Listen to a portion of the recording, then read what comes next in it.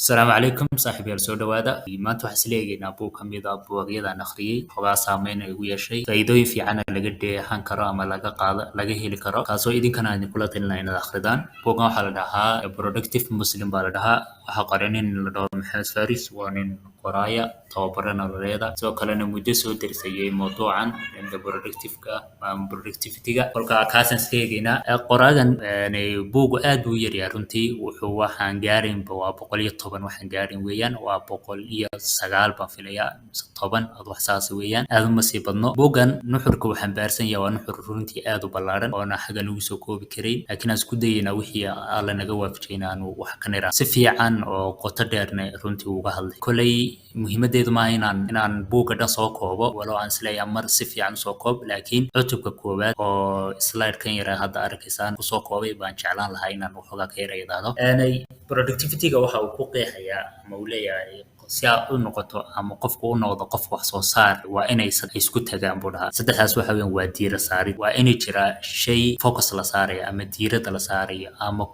awooddaada dhan iskugu geeni sidoo kale waa inay jirtaa buu leeyahay energy sidoo kale waa inay jirtaa time saddexdaa marka la isku daro baan dhahaynaa waa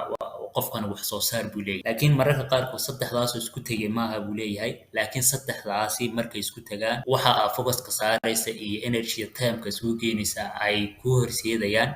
goolka iyo hadafka aad dirjid ama wax nacaf ila ay ku horseedayaan ama wax aad ku mashquulsan tahay energy-daada iyo time-kaaga waxaaga dhan isku geenayso kolka saddexdaas la helo baa la oran karaa inay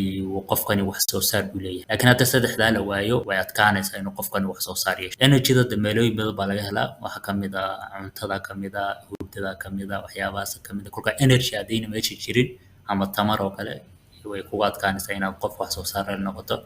waqtina qofku waqti waa inuu u helaa hadii waqti ayna jirin qofku mashquulsan yahay 24 saac kastoo la dhaho wax busy la dhaho ama wax mashquul la dhaho ma jiro laakiin waxa jira wax la dhaho muhiimad qofkan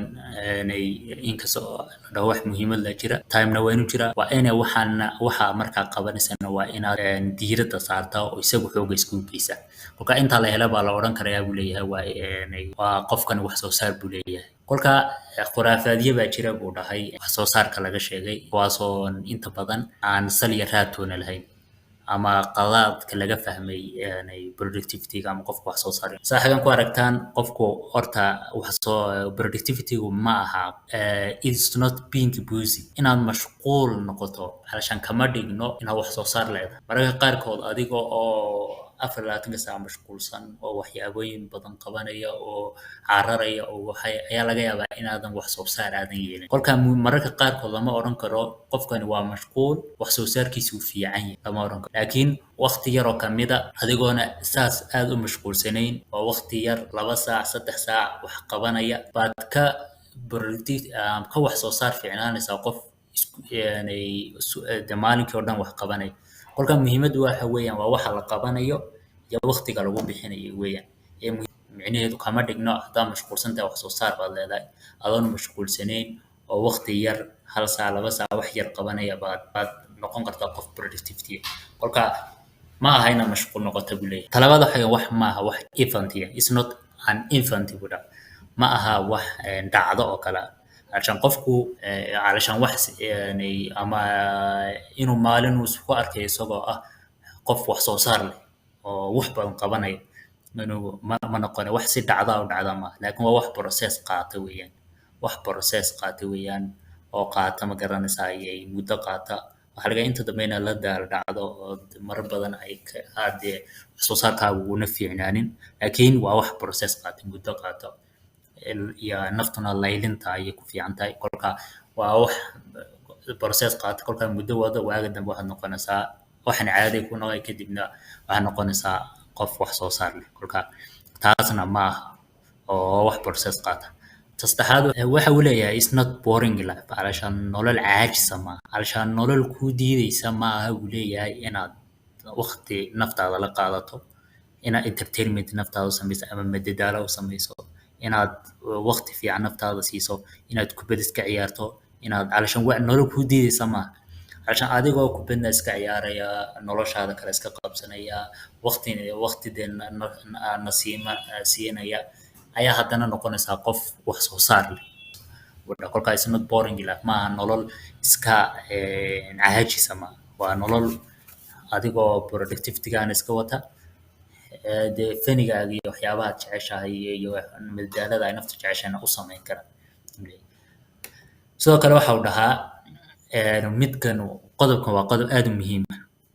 علشان waxa uu dhahaa you can't always be productive mar kasta ma noqon qof wax soo saar leh عشان dadku waa inay taa ogaadaan علشان marar baad fiicnaan mararna way kaa kala dhici waa inaad taas ogaataa علشان wax markuu socda waxa laga yaabaa bila inaad qof wax soo saar leh noqoto oo waxyaaboyin badan aad qabato bilana ay kaa kala dhacdo waa inaad taas ogaataa